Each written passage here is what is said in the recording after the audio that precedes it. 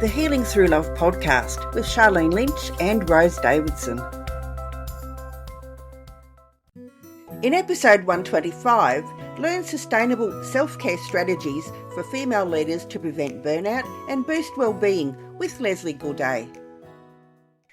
Burnout is real, and I think a lot of people are just not having enough conversation around it. They don't recognize it as burnout because they think, oh, I'm just stressed, or I'm just tired, or I'm just kind of like having an off day, like I'm just irritated today, but not recognizing that all together is really most likely a sign that they're doing something in their life that's pushing them to a burnout phase. And these are just signs for them to say, take a look, something's going on in your life that might be causing you to be stressed all the time or tired or irritable or frustrated with things that might not really bother you at all, or maybe being numb to your emotions. And so you really don't respond certain ways. Maybe you become a glass half empty person instead of that optimistic person that was always thinking like the glass is half full, always looking for the solutions, but now you focus on. Welcome to another episode of Healing Through Love. Each week, we share ideas, experiences, and resources to increase the awareness of domestic and family violence and to empower survivors to grow and thrive. We talk with experts who share their advice, or with people who have experienced abuse, no matter where they are on their journey.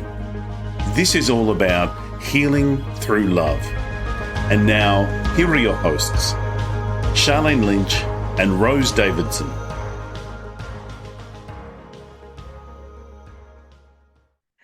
Hello and welcome to the Healing Through Love podcast, the space where stories of strength, resilience and transformation unfold. I'm your host, Rose Davidson, and I am honoured to be your guide on this journey of empowerment and healing. Today we have a very special episode tailored just for you. Whether you're driving, sipping a cup of tea, or simply taking a moment for yourself, I want you to know that you are in a safe space. Healing Through Love is more than a podcast, it's a community. It's a beacon of hope and a reminder that you are not alone. In this episode, we have a guest who will share a story that resonates with the core of our mission, a story that illuminates the power of love, resilience, and the unwavering strength that lies within each of us. So settle in, take a deep breath, and let the healing journey begin. But before we dive into today's inspiring conversation, a quick reminder, if you find value in our episodes, consider supporting us by subscribing, sharing, and leaving a review. Your engagement helps us to reach more hearts and spread the message of healing. Today, it's my great pleasure to introduce you to Leslie Gaudet. And Leslie is going to be discussing with us the self-care strategies that we can use to prevent burnout.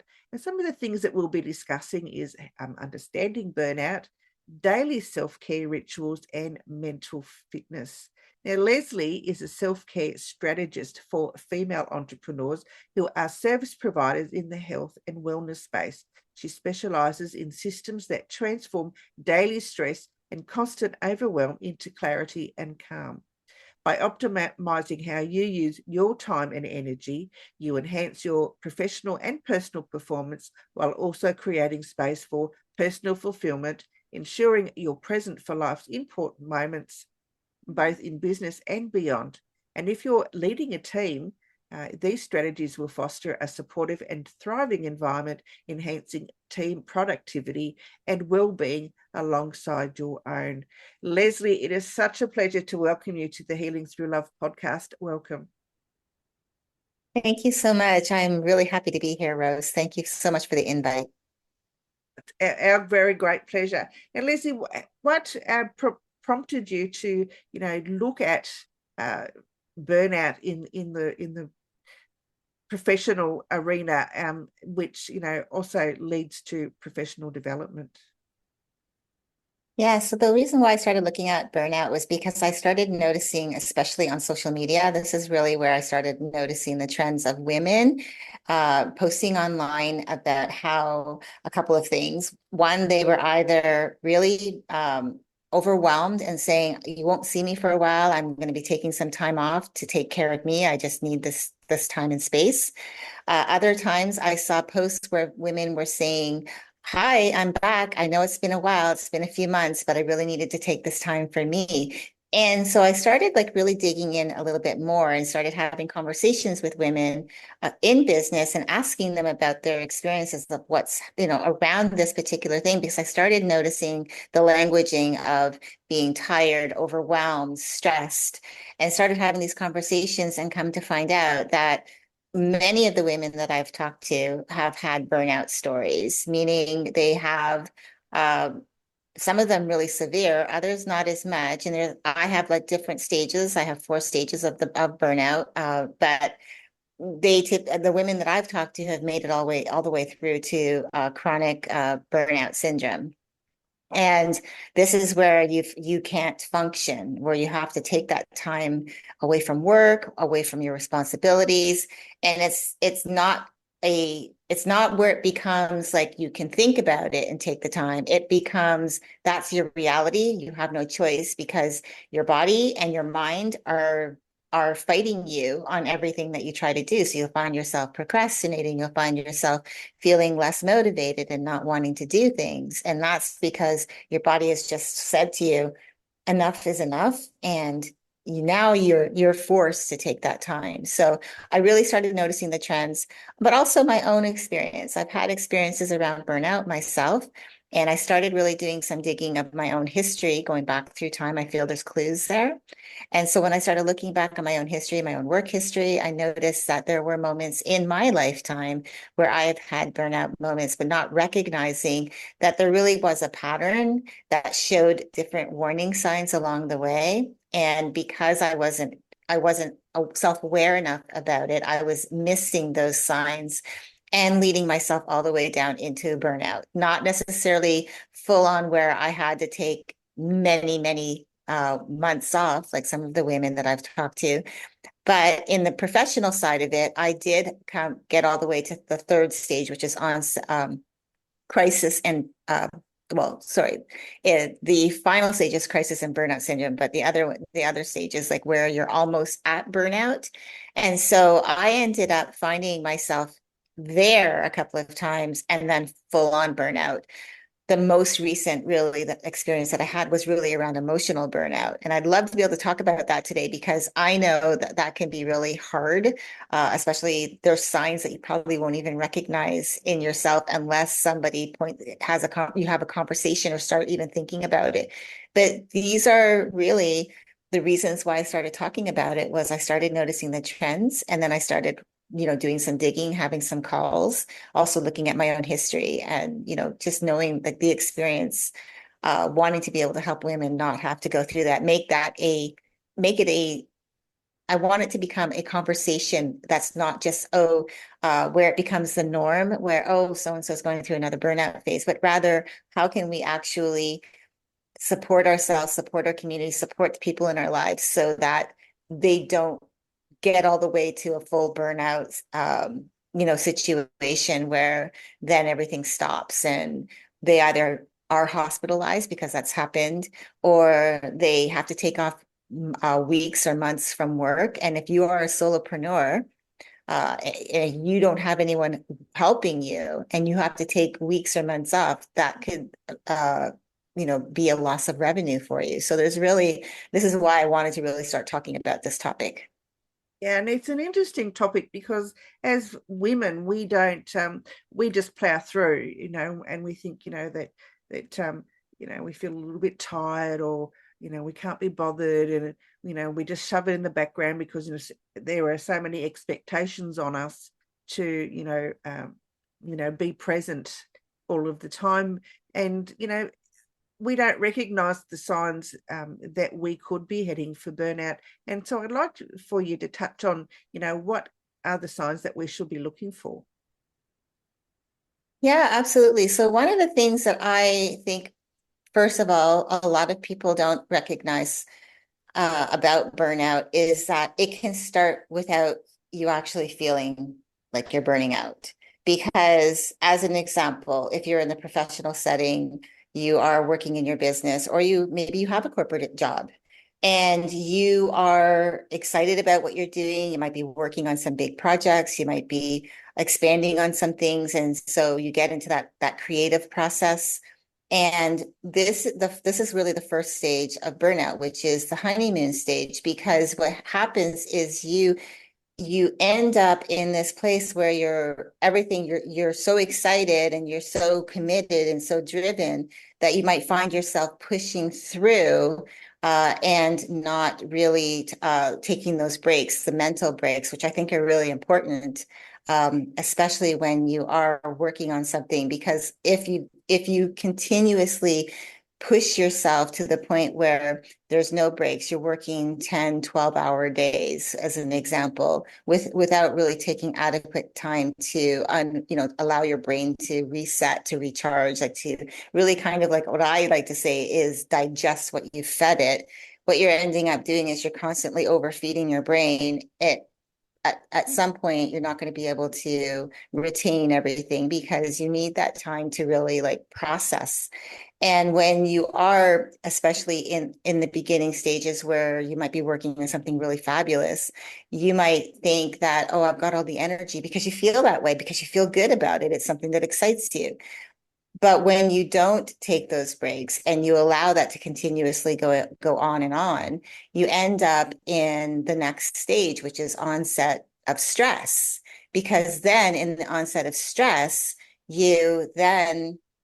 that's where things start to happen. You start to feel, as an example, you might start feeling more than just fatigued, but maybe chronic fatigue. You might actually find that you can't sleep because your brain is always on, we like to call it monkey mind, but your brain is always on, because that could be that you don't have a process in place where, instead of winding down at the end of your day, you work until 10, 11 o'clock at night and then try to go to sleep, and your brain is still on. And so you can't sleep because your brain's trying to process. And so then, or you get so caught up in everything that things start to stress you out, that you wake up in the middle of the night thinking, oh, I did this wrong, or something, I forgot to do something. And then that keeps you awake. So that the cause of insomnia. Or you might start to feel like detached from things. So another way, emotionally, you might feel detached from the things that are going on around you. If you get all the way to the point where you become desensitized, I guess, to the things going on around you, because you just don't want to deal with it. So you just become detached from it. And then but then you also, on the flip side of that, might feel helpless, that you can't do the things the way, or process things the way you normally would. But this is because you're pushing yourself, and stress is the biggest problem. It's the culprit. It's behind that all. And then mentally, you might even find that you have that reduced performance. You can't concentrate, you can't focus, you don't show up the same way that you normally do. And so that's just like for workplace burnout itself. Like that could just be that. But then you also have the other side of it. So let's talk personally, because burnout doesn't just affect you, it affects the people around you, because everything that's happening to you could be that you are making other people around you feel the effects of what's going on with you. As an example, emotionally, you might feel like very, very emotionally, you might feel very like emotionally drained. And so as a mom, say you have children and your children want to play with you because mommy's home, it's work is done, or if you work from home and now this is time for the family, but you just don't have the energy, then your children start to feel like they're neglected. They feel that way. And it's not because you want them to feel that way, but you just don't have the energy because you're drained, not only physically, but emotionally, even mentally. And so that can affect your children, maybe even your relationships with your significant other. You just don't have the time. As an example, can share, I've been in the industry of law for over 4 decades. And before I stepped into it as my own business, where I still support a team, but I choose how many hours I give to them through the week. But when I was working for them full time, I was working from 7 a.m. When I would get up at 5, I'd get to work by 7 and I'd work until 6. But most of that time, I wasn't taking a break. And then after work, I would bring work home or on the weekends. So I was always working, and that affected my relationship with my husband. But it also affected me because I became very emotional.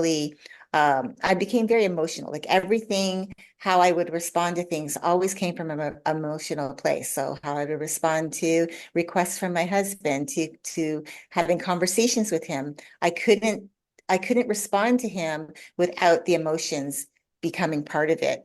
And so I realized at that time, and this was back in 2017, that change needed to happen in order for my life to have any quality of life, because I didn't have that quality of life. And so, this is really some of the symptoms. Some of the other symptoms emotionally, as well, that you might want to take note of is that you might have like in the very beginning stages it's kind of like a honeymoon stage for emotional burnout, where you are over investing in other people in your life. That could even be at work, but let's talk personally. You might have people in your life where you are emotionally you're supporting them. Someone's going through something, so you're showing up as that person. You have a strong desire to help them, even at the expense of your own emotional needs, even at the expense of your time and your energy. And this is where you become overwhelmed and drained.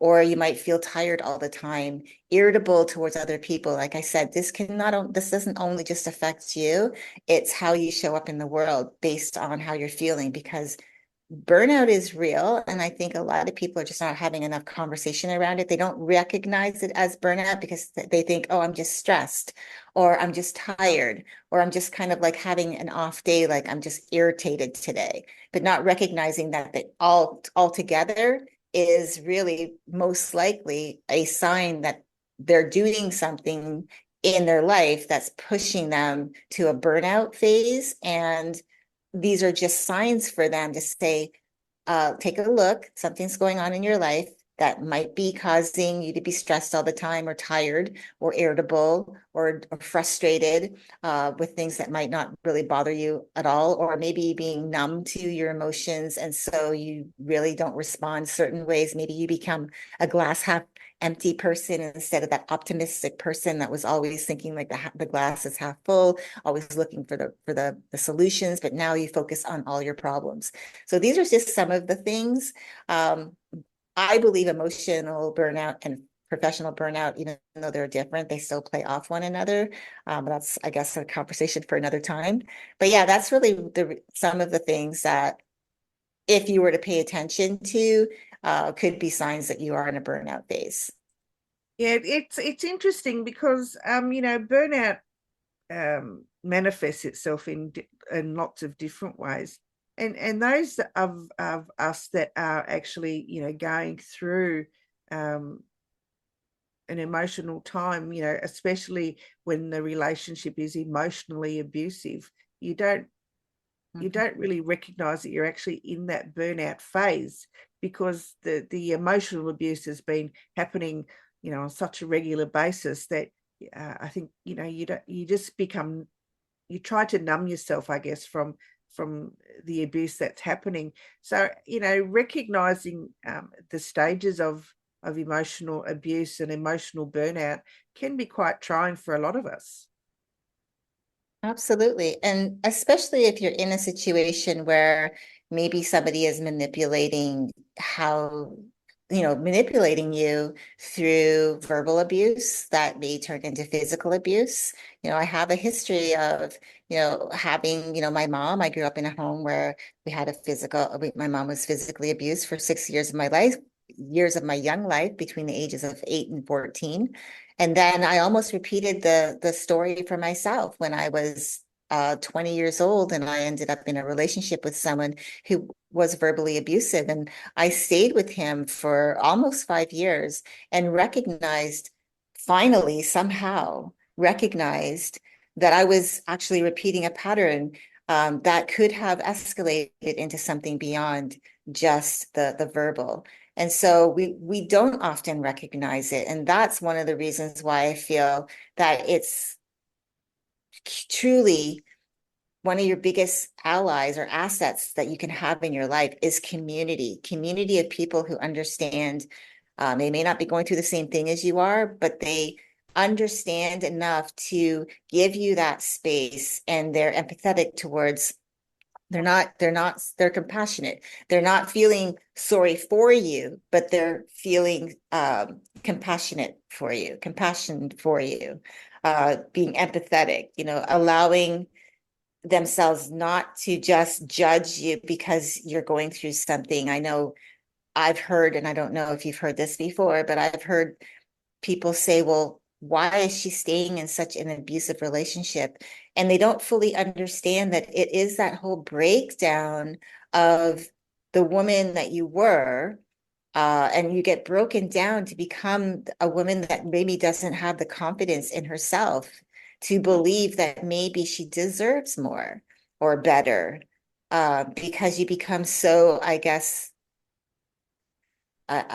numb to, like you were saying, you're trying to numb everything, that you become numb to like the better, and realize that this is, and think that this is that is meant for you. And so I think it's one of the things as a community, we can come together, those of us who may not have experienced the actual abuse in a way that some women do, but might have experienced it in another way as a child, and witnessing that we can come together and support each other to help each other through things, that so we don't feel like we're alone. Because I know when you're in that situation, you do feel like you're alone, even though you're not. You do feel like you're isolated. You feel like you are all alone in an island by yourself, and that no one would understand. And there's also that shame and that guilt, for shame that you're in this, and guilt thinking that you're to blame for your circumstances, which is so far from the truth. And yeah, so I really love what you're doing, bringing awareness, because we need to be able to support each other so that we can change the narrative of being the silent person who's going through in silence, suffering in silence, to allowing themselves to say, this is what's happening to me, and getting that support emotionally, and then however else the support that they can get. But not, I really feel like community is such a huge, one of my self-care tools, I believe, is community. And I use that for self-care, is people to support me in all areas. Yeah, I beginning of this year, I finally admitted to myself that I was actually going through an emotionally abusive relationship. I've been married for 33 years now, and I think the whole time there was just emotional abuse right through it, and I didn't recognize it, because as you say about patterns, I lived through several, or through childhood, as my mother was emotionally and physically abused, and then I just lived through relationship, and finally got married for the second time, and didn't, I guess, recognize that that's the type of relationship I was actually living through. And as I said, until earlier this year, when I finally admitted to myself that's what the relationship was. Unfortunately, my husband's got Alzheimer's, and so I can't really just leave him and then let him fend for himself, because I'm not that way inclined. He still needs my support until I can become financially independent, which is going to take some time. It's not something that happens overnight. So I'm still stuck in this emotionally abusive relationship, and it's really taking its toll on me, physically and mentally. And so I can I actually went finally and sought help, which has been my lifesaver, to be honest, because I was thinking of harming myself early this year, because I just couldn't live with it anymore. It was quite difficult. So I get this whole burnout thing, because not only do I have emotional burnout, I've got carer burnout as well, because he's been sick since 2017. He had cancer, and I nursed him through that, and then he got Alzheimer's, so I'm nursing him through that, and it's quite toll taking on your mind and your body. But I'd like to hear your views on some of the self-care rituals and the mental fitness that we can use to overcome these feelings of worthlessness and some quick routines that we can manage every single day to help us through. Yeah, so thank you so much for your share. I know that can be difficult to really be going through something, and then you're sharing this and you're still in the midst of your experience. But I want to say one of the things I think is really a powerful tool is journaling. I know some people may not like journaling, but I think sometimes when you're in, for example, a relationship where as yourself, you find yourself, perhaps, the journaling part is getting out your feelings and how you're feeling and getting those thoughts out, because sometimes we want to say those things we may, but we don't have the courage to say it, or we feel like, oh, maybe I can't say it because of the specific circumstances that I'm now faced with. So getting it out on paper and having it out of your brain and at least allowing yourself that little bit of relief. I also feel that it's important to have boundaries around your time and your energy. It can't all be about the other person, especially if in your case, as an example, yes, you're a caregiver, and that's wonderful that you're taking care of someone, but you also cannot deny that you also need to care for you. And so I would suggest is really like having some boundaries around your time and energy, meaning having those times where you say, okay, these are my times where I'm going to just, whether it's going for a walk and getting out of the house and going and doing something else that brings me joy just for the sake of it bringing me joy, and getting away from everything else to allow me, first of all, to have time for myself, but also to pour into, to replenish my energy, making me feel good. I feel like gratitude is one of the biggest tools, or joy is a great emotion to have. But how do you find that joy? It's finding the things that bring you joy and doing those things. One of the things, as an example, I've been reading a book by Dr. Aditi Nurikar, who wrote the book called The Five Resets, and it's rewiring your brain. In essence, she wrote it. It came out in January, and there's an exercise she calls the Rule of Two, and it's really just about doing things for yourself that bring joy. So, and they're all based around what she calls eudaimonic which is the eudaimonic happiness, which is really just doing things purely for the joy of doing them without guilt or feeling like you have to accomplish a goal or anything like that. It's just for the sake of doing it. So as an example, maybe you love to write, maybe you love to paint, maybe you love to do sculpting, maybe you love to go to the animal shelter and dedicate an hour every Tuesday. That is just like one of your things that you love to do. And that is just for the sake of bringing you joy because you love being around animals, or, whatever that looks like. And finding just two things and bringing those into your life. What I loved about that was that, again, it's not about setting a goal and creating some kind of like metric where I can, like I'm going to accomplish something in 2 weeks, 3 weeks, a month from now. But instead, just doing it purely for joy itself, nothing else. And it's just for you. So that's one of the things that I would suggest. Another thing is, and as I had suggested, journaling. Also, finding time. How do you start your day?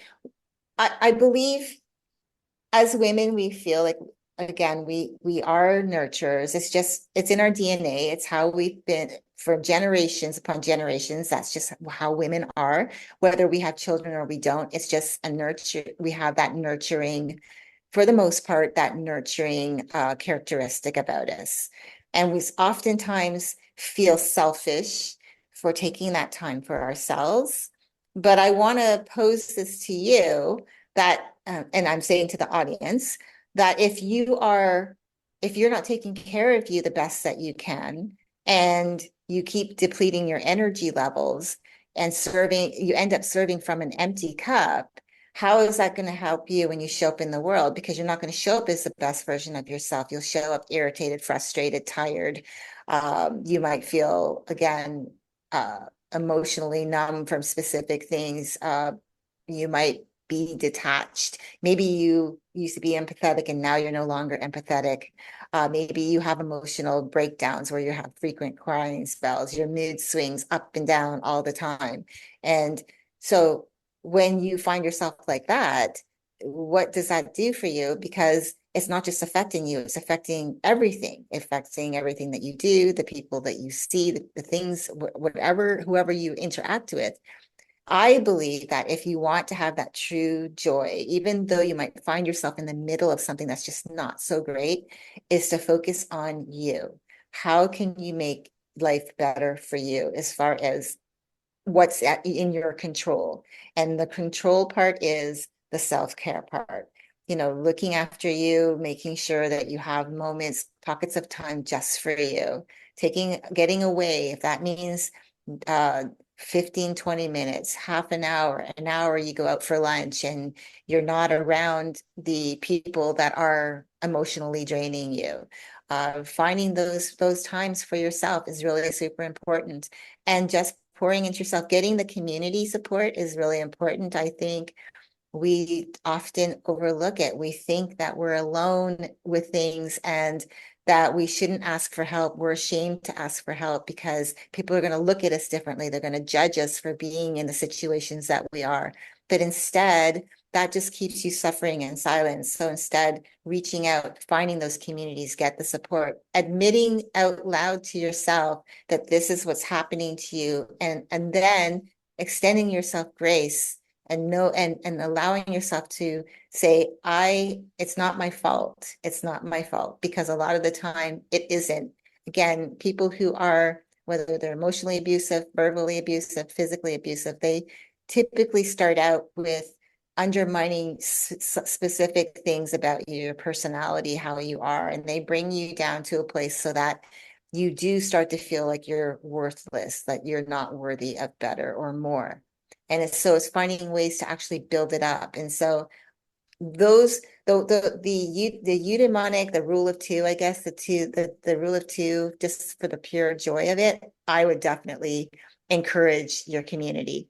The second thing for mental fitness is finding times to become mindful. So you've probably heard mindfulness, meditation, things like that. But I'm talking about being mindful by, for example, closing your eyes and listening to the sounds around you, the closest sound to the furthest sound, allowing yourself to become present in your body, just within the moment, the present moment, to even the sense of touch, rubbing when your eyes are closed, rubbing two fingers together and feeling the ridges of your fingers and just becoming super aware of that.